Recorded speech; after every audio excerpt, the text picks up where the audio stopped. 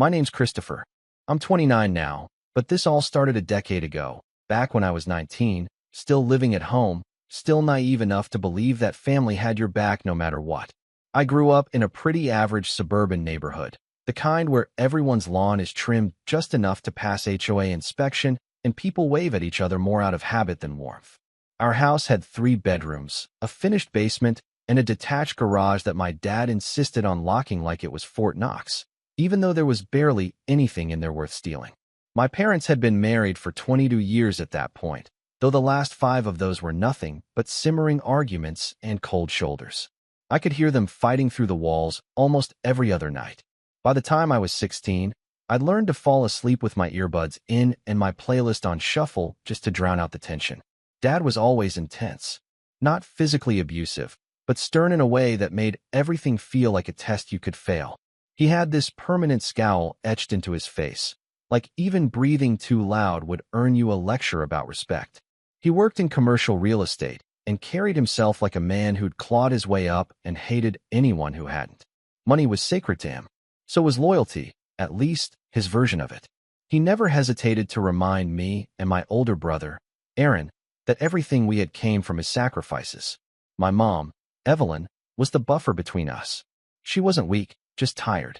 The kind of tired you only get from years of trying to keep peace in a war zone. Aaron, 2 years older than me, always knew how to stay on Dad's good side. He was the golden child, football captain, scholarship student, charming with the adults. He could do no wrong. Me? I was the quiet one, the kid who got decent grades, worked part-time at a bookstore, and kept to myself. I never caused trouble. I just wasn't impressive. I remember the day everything shifted like it happened yesterday. It was early spring, a week after my 19th birthday.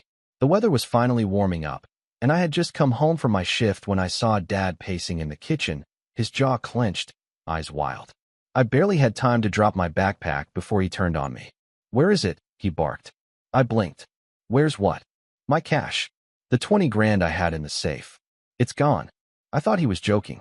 $20,000? That was more money than I'd ever seen in my life. "You had 20 grand just sitting in a safe?" "Don't play dumb," he growled, stepping closer. "I know it was you. You're the only one who knew the combination besides me." I stood there stunned. I had no idea he kept that kind of money in the house, much less that it was missing. "I didn't take anything, Dad. I swear." He didn't even hesitate. Liar. The word hit harder than it should have. Not because it was the first time he'd accused me of something. It wasn't. But because this time, I could see it in his eyes. He meant it. He truly believed I had stolen from him. Mom came rushing in from the living room, confused and panicked. "What's going on?" "He stole $20,000 from the safe," Dad said flatly, pointing at me like I was some criminal he'd just caught red-handed. "What?" "Christopher would never." "Don't defend him, Evelyn. The money's gone, and he's the only one who had access. It doesn't take a genius to figure this out." Aaron showed up a few minutes later, clearly having been called home from wherever he was. He looked between us, confused, then said nothing. Not a word. Just stood next to Dad with that same skeptical look he always gave me when he thought I was being overdramatic. I tried to defend myself. I begged them to listen. I even offered to let them check my room, my bank account, everything. But it didn't matter. Dad had already decided I was guilty. Mom didn't say much after that. She just looked defeated, like something had finally broken inside her. Aaron stayed silent, and that silence was somehow worse than anything else. That night, Dad told me to pack my things and leave. I wasn't welcome under his roof anymore. I had nowhere to go. I hadn't even started college yet. My savings were pitiful, and I'd never even looked into apartments because I assumed I'd be living at home for at least another year while I figured things out. But none of that mattered. Within 24 hours, I was out. I spent the first 2 weeks crashing on a coworker's couch and trying not to cry every time I looked at my phone. Not because I was waiting for Dad to apologize. I knew better, but because Mom hadn't called. Aaron hadn't texted. No one reached out. I felt like a ghost. And then the rumors started. Extended family. Friends of the family. Even a few people from my old high school. "I heard you stole from your dad. What happened with the money?" "I didn't think you were like that." I realized then that Dad hadn't just kicked me out. He'd gone out of his way to scorch the earth behind me. Every Thanksgiving, every Christmas, every family event, I was the elephant in the room who wasn't invited. And if I was mentioned, it was with a shake of the head and a story about how I'd chosen a different path. I tried to move on. Really, I did. I worked, saved up, eventually enrolled in community college, transferred to a state school, got a degree in digital media. It wasn't glamorous, but it was mine. I built a life. I made friends. I learned how to carry the weight of being the disappointment. And yet, no matter how far I got, the ache never fully left. I'd hear about Aaron getting engaged or see pictures of family gatherings online, always missing one face, and it would hit me all over again. The unfairness, the betrayal, the fact that I had been branded a thief by my own father and no one had bothered to look deeper. It wasn't until 10 years later that the truth finally came out. Not from Dad. Not from some dramatic confession or heartfelt apology. No, it came from a damn wall panel in the basement. Aaron and his wife had moved back in temporarily while their new house was being built, and he decided to renovate the basement to turn it into a small guest suite. It was supposed to be a quick job, some drywall, flooring, maybe a fresh coat of paint. But during demolition, he found something tucked behind one of the panels. An envelope. Old, dusty, and sealed tight. Inside was $20,000 in cash, along with a note. A note in our father's handwriting. It read, "For safekeeping, until the divorce is finalized. Hide well. Don't trust anyone. Not even Evelyn." Aaron called me that same day. I hadn't spoken to him in almost 7 years. When I saw his name flash on my phone, my stomach dropped. I almost didn't answer, but something made me pick up. His voice was quiet, hesitant. He told me what he'd found. "Read me the note." I didn't say anything for a long time. Finally, I asked, so I wasn't lying after all. He let out this breath, like he'd been holding it for years. "No, you weren't." And then he said something that made my blood run cold. "Dad wants to talk. He says he wants to move past this." That was the moment everything came crashing back. Not just the accusation, but the silence, the betrayal, the years of being erased. I didn't answer him right away, because I knew that whatever came next, it wasn't going to be a simple conversation. And that's when the real story began. When I hung up the phone that night, I sat in my dark apartment for almost an hour without moving. No music, no distractions, just me, my thoughts, and a wave of emotions I couldn't sort through fast enough. Rage, vindication, confusion, but most of all, something hollow. I wasn't celebrating the fact that I'd been proven right. I was mourning the fact that it took 10 years for anyone to care. Aaron's voice still echoed in my ears. "Dad wants to talk." Talk. Like nothing happened. I didn't sleep much that night. My mind kept replaying old scenes like a cursed slideshow I couldn't shut off. Dad standing in the kitchen with his finger in my face. Aaron watching silently as I packed up my things. The way my mother wouldn't even meet my eyes as I walked out the front door with 2 duffel bags and nowhere to go. The weeks afterward, when my phone stayed silent, when the people I'd called family didn't lift a finger to check if I was okay. And now he wanted to move past this. The next day, I got another call, this time from my mom. It was the first time I'd heard her voice since I sent a card for her birthday 5 years earlier. No reply. No thank you. Just silence. And now, suddenly, here she was. "Christopher," she said softly. "Aaron told me what he found. We didn't know." I didn't say anything. I let the silence hang. "I should have believed you," she whispered. That sentence didn't land the way she thought it would. It wasn't a salve. It was a shovel, digging up everything I'd buried. Her silence all those years hadn't been neutral. It had been a choice. She had chosen comfort. Chosen to preserve Dad's ego over defending me. "I lost 10 years of my family," I said finally. "Because no one believed me." "I know. And I'm so sorry. Your father, he thought you'd been sneaking around the house at night. He was under a lot of stress from the divorce and—" "No," I cut in.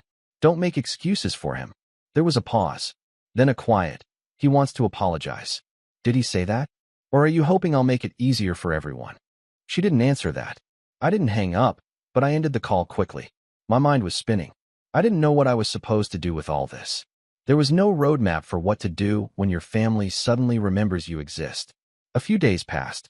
I ignored 2 more calls from Aaron and 1 from my dad. Then, a text. "Dad, I made mistakes. Let's talk. Please." I stared at it for a long time. I wish I could say that I didn't care anymore. That I'd moved on, built a better life, and wasn't affected. But that would be a lie. I did care. Deeply. Too deeply. That text opened wounds I thought had scarred over. So, after a week of debating with myself, I agreed to meet. We chose a neutral location, some cafe halfway between our places. Aaron came too.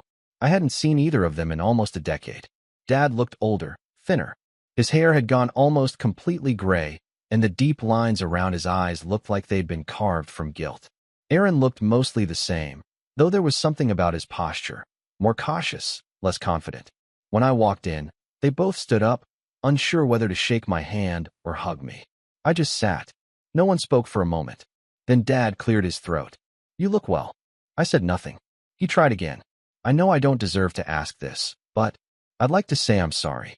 His voice was tight, controlled, like he'd rehearsed this. I finally looked up. "Sorry for what?" He blinked. "For accusing you. For throwing you out.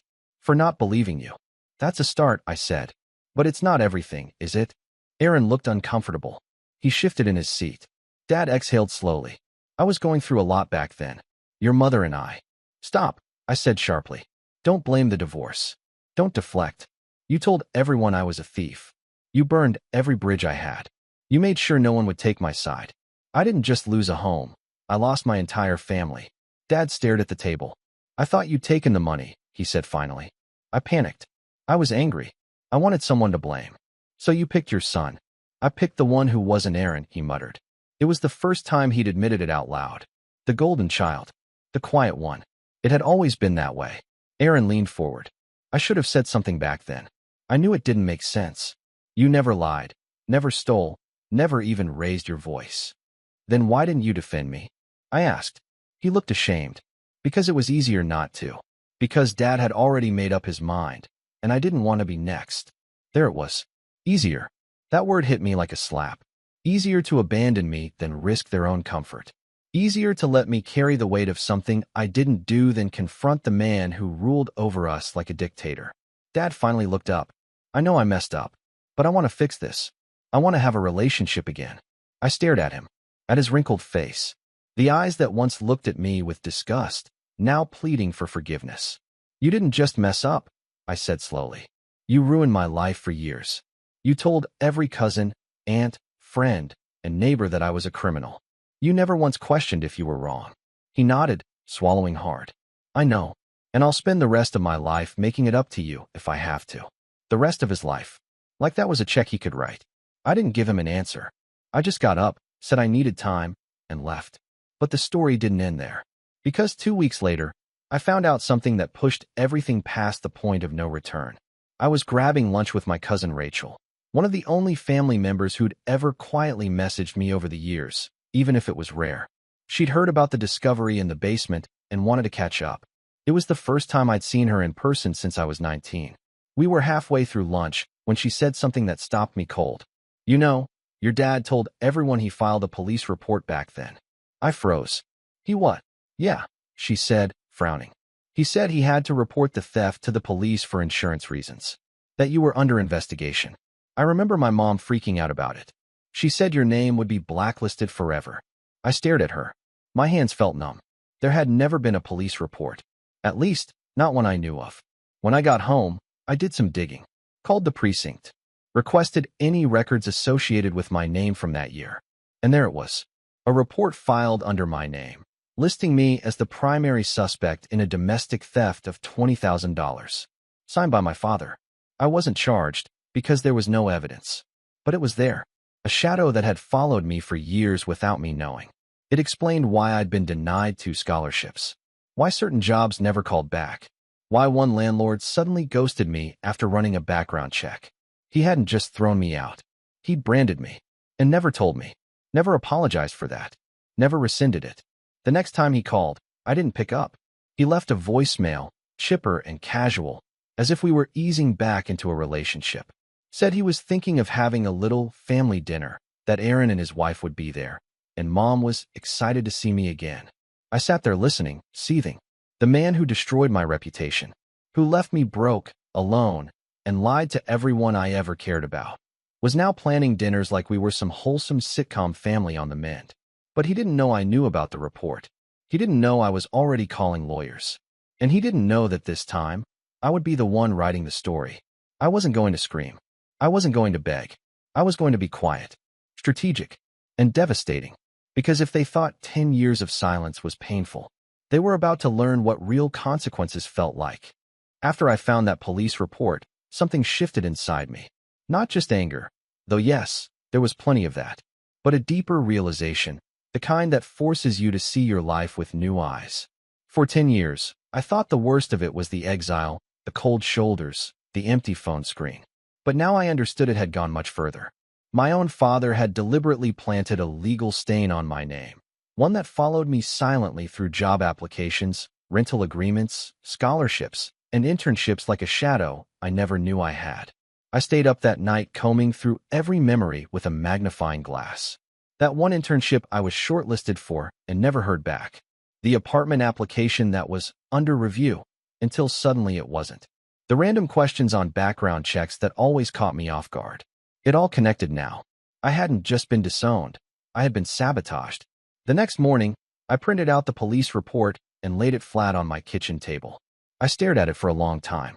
It was surreal seeing my name under a list of suspects, with a signature from my father at the bottom like a final stamp of betrayal. No charges, no follow-up, just the existence of the accusation lodged into the system like a splinter. That's when I decided I wouldn't let this be the end of my story. I wasn't going to let a decade of silence and sabotage define me, but I also knew I needed to be strategic. I couldn't let my emotions steer the wheel. I'd done that before, and all it got me was heartbreak and isolation. This time, I'd move carefully, quietly, like he did. I started with my own name. I requested every background check I could run on myself, paid for the full reports, and combed through them. Sure enough, that report came up again and again. No criminal record, but a flag in the system. A filed but uncharged domestic theft case tied to my name. I consulted with a lawyer, someone I found through a friend in the nonprofit sector. She was sharp, patient, and had this calm way of talking that made you feel like nothing was impossible. This is going to take time, she told me after reading the documents. But it's not irreversible. She explained the steps.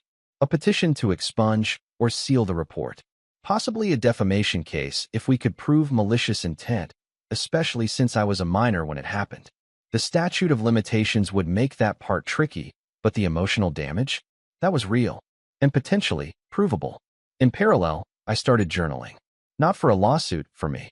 For the first time in years, I let myself write down what happened. The night I was kicked out. The months I lived on a friend's couch. The job interviews where I smiled through my teeth, trying not to look desperate. The Christmas Eves I spent eating boxed mac and cheese while scrolling through pictures of my family gathered around a tree without me. At first, the journaling felt awkward, then cathartic, then addictive. I didn't know it yet, but that journal would become the foundation of something far bigger. In the months that followed, I focused on rebuilding, not just my name, but my sense of self. I poured my energy into work. At the time, I was freelancing as a video editor for small businesses and indie creators. The work was inconsistent, but meaningful. I decided to rebrand myself. New portfolio, new pricing, new clients. I worked nights, weekends, said yes to everything I could handle. For the first time in a long while, I started to feel useful. That summer, I took on a documentary editing project for a local filmmaker who was doing a piece on restorative justice. It was a small gig, not much money, but it lit something in me. Watching footage of people healing, confronting the past, reclaiming power, it hit close to home. I edited that project with everything I had. When it was done, the filmmaker thanked me profusely and passed my name along to a few colleagues. Within 2 months, I had a waiting list. Meanwhile, my lawyer made slow but steady progress. We filed the paperwork to request a copy of the full police report from back then. It took weeks, but when it arrived, it contained one crucial detail I hadn't seen before. A handwritten note from my father attached to the report. It read, "Christopher is a troubled kid. He's been acting out. This isn't the first time. I'm worried about what else he might do." My hands shook as I read it. He hadn't just accused me of theft. He'd painted me as a dangerous person. To the police. To the system. There was nothing in my history to support that. No arrests. No school suspensions. No record of violence, or even a late homework assignment. He had invented a narrative, put it in writing, and sent it to the authorities like he was rewriting my biography out of spite. When I showed my lawyer, She sat back and folded her arms. "This changes things," she said. In the meantime, I continued rebuilding my life in small but meaningful ways. I moved into a better apartment. Not flashy, but clean, quiet, and entirely mine. I adopted a dog from a rescue. Milo, a scrappy little mutt with more personality than coordination. Every morning, we walked the same loop around the park, and every morning I felt a little more grounded. My social life grew too. Not explosively, but enough. I reconnected with a few old friends, started saying yes to things I used to avoid, dinners, movies, even a short weekend trip. The loneliness I'd carried for so long began to thin out, replaced by something warmer. It was still hard to trust people, but I was trying. Professionally, things began to take off. My editing business grew. One of my clients, a motivational speaker with a decent following, offered me a long-term retainer contract. I started making decent money for the first time in my life. Not rich, not yet, but stable, independent. And then, one night, it happened. I got a message from Aaron. It was a screenshot of a Facebook post from my dad. The post was long, overly sentimental, and filled with half-truths. He talked about the power of forgiveness, how family bonds can heal with time, and how rebuilding bridges starts with honest conversations. It ended with a picture of us from when I was a kid, me sitting on his shoulders at a family barbecue, both of us laughing. I felt sick. Not because he wanted to apologize, but because he wanted to control the narrative. He wasn't reaching out to me directly. He was performing for an audience, preemptively managing the optics. My stomach turned as I read the comments. "So glad you're reconnecting. Family is everything. Proud of you for taking the first step." And there it was again, that familiar feeling of being erased. Rewritten. He wanted to be seen as the repentant father, brave enough to own his mistakes. But he hadn't told the world the truth. He hadn't admitted to the police report, or the 10 years of abandonment, or the smear campaign he ran behind my back. He wanted redemption without accountability. That was the moment I knew. I couldn't let this go quietly. I wouldn't be vindictive, but I would not be silent. Not anymore. I pulled out the journal I'd been keeping and started typing. I poured every memory into a document. I didn't hold back. I didn't dramatize. I just told the truth.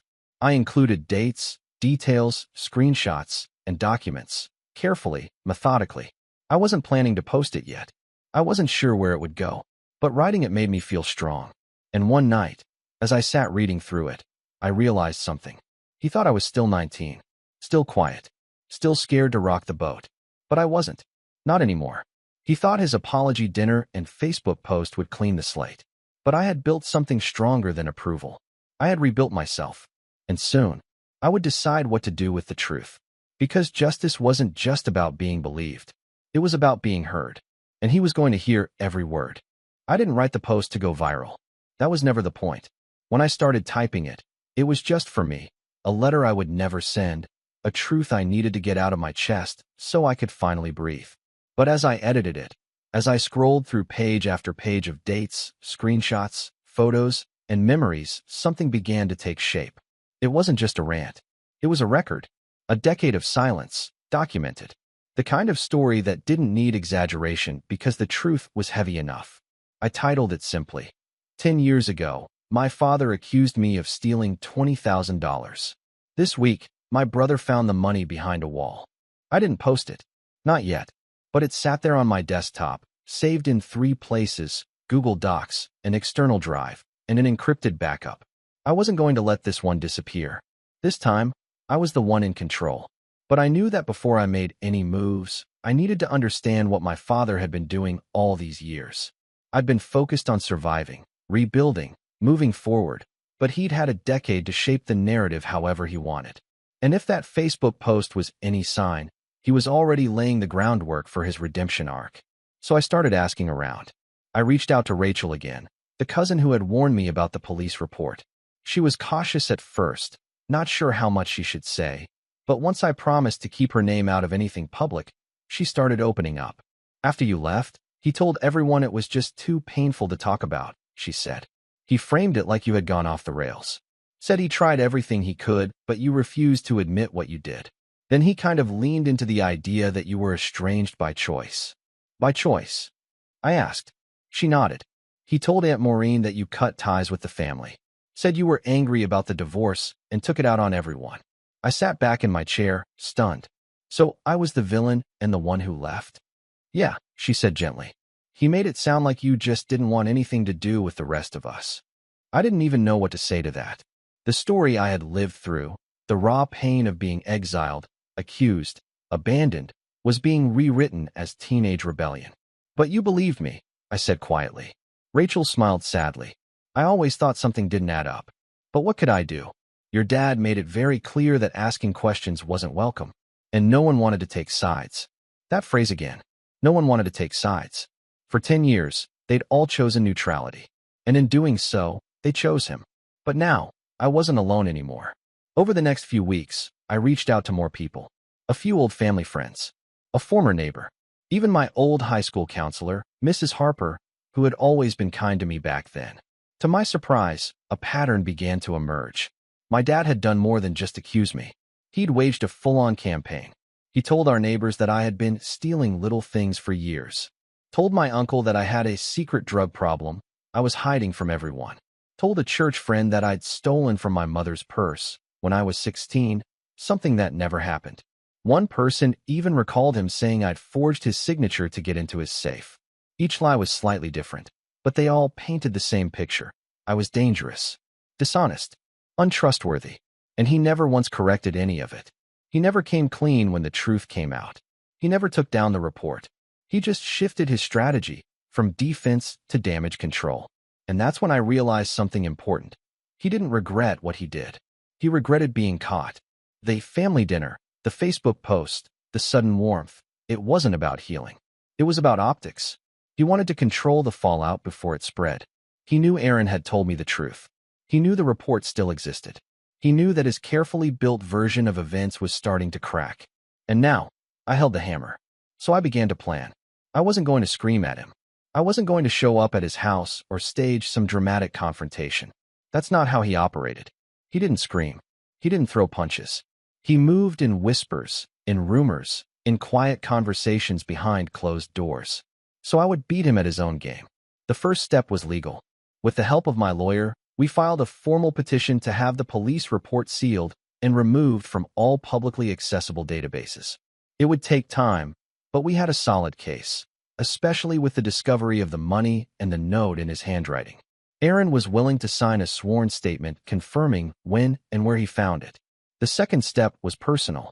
I drafted a letter to the family. Not emotional, not dramatic, just factual. I laid out what happened. The accusation. The report. The consequences. I included photos of the note Aaron found, a copy of the police report, and a brief message. I'm not writing this for sympathy. I'm writing it because for 10 years, I lived with the consequences of a lie. I deserve the right to tell the truth. I didn't send it yet. I waited. Because the third step, the most important one, was the setup. I needed a moment. A gathering. Something public enough to make silence feel like complicity. And wouldn't you know it, that opportunity came gift-wrapped. Aaron's wife, Julia, was planning a baby shower. Their first child. She invited the whole extended family. Even me. At first, I thought about declining. I didn't want to taint their moment with the undercurrent of all this history. But Aaron called me and insisted. You should be there, he said. Your family. No matter what he says. I agreed, on one condition, that Dad wouldn't be warned. Aaron hesitated. Are you planning something? I'm planning the truth, I said. Nothing more. The baby shower was set for mid-June. A picnic-style event at a local park, rented pavilion, catered food, the works. A lot of extended family planned to attend. People I hadn't seen since I was a teenager. People who still looked at me like a ghost when they saw me in public. I decided that would be the day I set the record straight. I printed 25 copies of my letter, stapled each one neatly, tucked them into a plain envelope marked, "Please read before leaving." Then I showed up. I didn't make a scene. I didn't bring up the past. I smiled, shook hands, congratulated Julia, brought a gift. I sat at a table with some cousins and made polite conversation. I helped stack plates when the wind picked up. My father was there, of course. He gave me a strained smile. He didn't approach, but he watched me, like he was waiting for a bomb to drop. And near the end of the party, when people were beginning to gather their things, I quietly handed out the envelopes. One per family. I didn't say what it was. I just smiled and said, Take this with you. Please read it when you have time. Some people opened them immediately. Others waited. But within 10 minutes, I saw the ripple begin. Eyes widened. Mouths fell open. People looked from the paper to my father, then back to me. He noticed. Of course he did. He started moving toward me, fast. His jaw was tight. His hands clenched. "What did you do?" he hissed. I didn't flinch. I told the truth. "This is a private matter." "No," I said. "You made it public the moment you told everyone I was a thief. You're trying to destroy this family." "No. I'm reclaiming my name." He looked like he wanted to explode, but the eyes on him stopped him. For once, he was the one under scrutiny. For once, the whispers weren't about me. I didn't stay long after that. I said goodbye to Julia and Aaron, thanked them, and walked away, calm, steady, unshaken. That night, my inbox filled up with messages. Some were apologies. Some were shocked questions. Some were silent hearts or crying emojis. But every single one said the same thing. I had no idea. And that was the point. Not revenge. Not rage. Recognition. The truth was out. But the fallout? That was still coming. And I wasn't done yet. The baby shower changed everything. Not instantly. Not in some cinematic explosion of yelling and apologies. But in the quiet, ripple effect way that truth always does. One envelope at a time, one conversation at a time, it spread, not just among my extended family, but through the entire ecosystem my father had carefully built over the past decade. The neighbors, the old family friends, the church group he liked to boast about during Sunday coffee hour. Everyone who had heard his version of the story, that I was a selfish, ungrateful son who betrayed him and left the family, now had mine. In my own words. With receipts. But I wasn't done. Because while emotional vindication was healing, there was still the matter of my name, legally and professionally. The sealed police report had been damaging in ways I was only just starting to understand. My lawyer had begun tracking down places where that incident might have silently interfered with opportunities, internships that passed me over, housing applications that mysteriously stalled. In one case, a small media company I'd applied to 5 years ago admitted, off the record, that a flagged background check was the reason they didn't move forward, even though my qualifications had stood out. We filed a formal request to have the report fully expunged and removed from all databases. That required testimony, documentation, and something more, a letter from my father recanting his accusation. I didn't ask him for it right away. I knew he wouldn't give it willingly. But I had a plan. After the baby shower, the call started. Aunt Maureen, Cousin Leo, even a family friend named Greg, who I hadn't seen since I was 17. Most were stunned. A few were apologetic. Some were defensive, not of me, but of their own silence. "Your dad never said anything about a note behind the wall," one of them said. "He told us you confessed." That hit me like a punch to the chest. I hadn't just been accused. I'd been fictionalized. My father had written a version of me that didn't even exist. A dishonest, manipulative boy who'd admitted to stealing and then stormed out in shame. I stared at that message for a long time. Then I knew what had to come next. I drafted one final message. Not to my family, to my father. A simple email. No emotion, no dramatics. Subject, next steps. "Dad, you know what you did. And now, so does everyone else. But this isn't over. Attached is a statement I need you to sign. A formal retraction of the accusation you made in 2015, including the note you left behind the wall. We will be submitting this along with the motion to have the police report fully sealed and removed. This is the bare minimum. If you refuse, we'll proceed without your cooperation, but that path will include a public defamation case, which I've already begun preparing with my lawyer. I've collected enough evidence, police documents, character statements, messages, sworn testimony, to make a very strong case. If this goes to court, the details will become public record. I don't want that, but I won't be your ghost anymore. You have 5 business days to respond. Christopher. I didn't expect a reply, but 3 days later, I got one. A single PDF. Signed. Dated. No apology. But it was done. We submitted the retraction with our petition. Within 3 weeks, the report was sealed permanently. Any trace of it was scrubbed from my background. Legally, professionally, digitally, it no longer existed. And with that, I had everything I needed. But I wasn't finished yet. The last part of my plan was quiet, intentional, permanent. I'd spent the past year rebuilding my life, my career, and my identity. I had a portfolio full of successful projects, a growing roster of clients, and a reputation for precision and professionalism. But now, I wanted to use my voice for something more. I launched a podcast, just a small one. No sponsors, no flashy intro. Just me, a microphone, and stories. Real stories. The first episode was titled, "The Son Who Was Erased." I didn't use names. I didn't need to. I told my story. From the day I was accused, to the couch I slept on, to the dog I adopted, to the wall panel in the basement. I included every beat of the journey, not to shame anyone, but to show people what it's like to be cut out of your own family without a second thought. The episode went viral. Not overnight, but slowly, one share at a time. People wrote in with their own stories, being accused, abandoned, misunderstood. Some told me they'd reached out to their siblings for the first time in years. Others said they'd finally stood up to a parent who had manipulated them for decades. I hadn't meant to become a voice for anyone else, but somehow I had. And that became the final act of my revenge, being heard.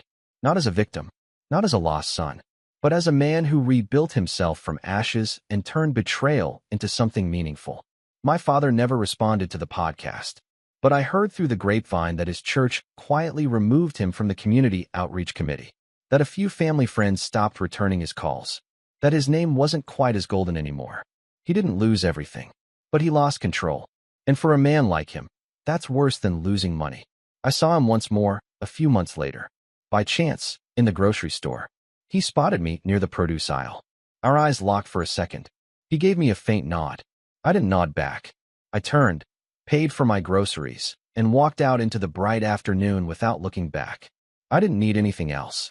Not his guilt, not his apology, not even his silence. Because I had something stronger. My truth, my life, and the peace of knowing that the boy he tried to erase had not only survived, he'd become unforgettable,